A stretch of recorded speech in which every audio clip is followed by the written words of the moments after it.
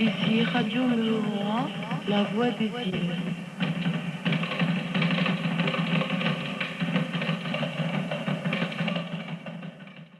Le premier essai nucléaire qui a eu lieu le 2 juillet 1966 à Moruroa, il se trouve que je suis le seul fonctionnaire à être autorisé à aller avec le général Biot, qui était donc le ministre de la France d'Outre-mer, de prendre l'avion, d'aller à Moruroa, et par la suite nous avons été au Gambier. Et c'est donc le 2 juillet à 5h34 du matin que nous sommes montés sur la montagne à Takou pour voir le champignon. Donc les militaires nous ont distribué des lunettes. Il se trouve qu'il y avait une partie qui n'y avait pas. Moi, je n'avais pas de lunettes. Il fallait que je me tourne le dos de la direction de Moruroa et que je me mette les mains sur les yeux. J'ai entendu 3 boums. Et donc, nous avons attendu que les chefs militaires veuillent bien nous dire qu'on pouvait regarder. Et après un certain temps, ils nous ont dit maintenant vous pouvez regarder. Alors je dois dire que j'étais déçu parce qu'on nous disait qu'il y aurait un champignon très beau, bien formé, plein de couleurs qui montraient dans le ciel. Qu'est-ce que j'ai vu?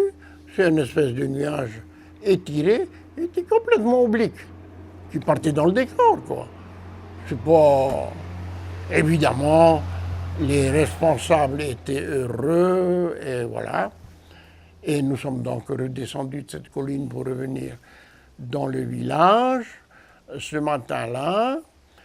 Et voilà, et nous devions donc le lendemain avoir un très grand repas avec la population, avec les dames jeunes de vin et tout cela. Tout était donc fin prêt pour célébrer ce premier essai nucléaire.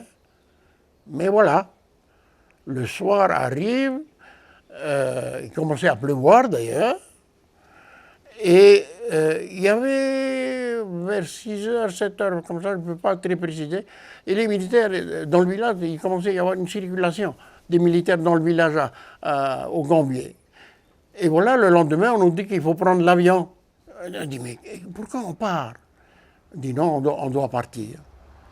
Voilà ce qui fait que, je l'ai appris donc par la suite, que c'est parce que dans la nuit, le nuage est venu sur les Gambiers et qu'il ne fallait pas rester là, et nous sommes partis.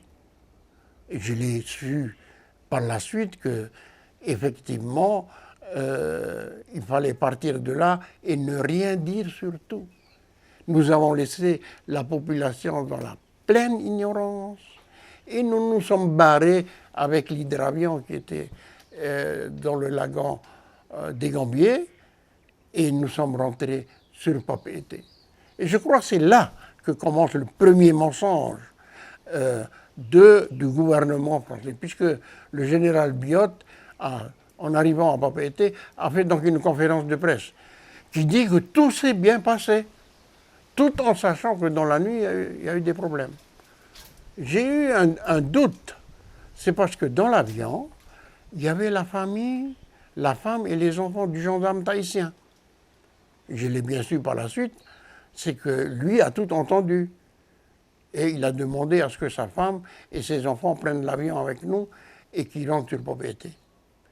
Voilà donc le premier essai nucléaire qu'ils avaient prévu que les vents allaient dans une certaine direction. C'est pas vrai. Ils n'ont rien prévu dans les basses couches et c'est pas eux qui dirigent la météo. Hein. Et voilà, le mensonge commence.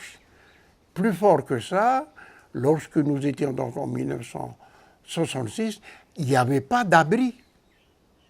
Les abris pour la population ont été construits, je crois, en 67, 68, mais au départ, les premiers essais, je crois au nombre de 8 en 66, il n'y a pas eu d'abri.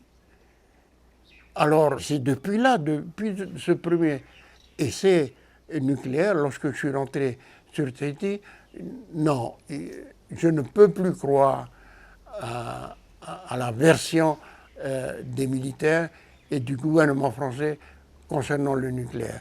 Non, ils ont menti pour la première bombe. Il y en a eu 193 en Polynésie, dont 45 dans le ciel de Polynésie. Alors, aujourd'hui, toujours parler de bombes propres, non, ça c'est... Non, non, ça suffit, là. Il faut arrêter le mensonge. Le peuple a besoin aujourd'hui que les choses soient claires.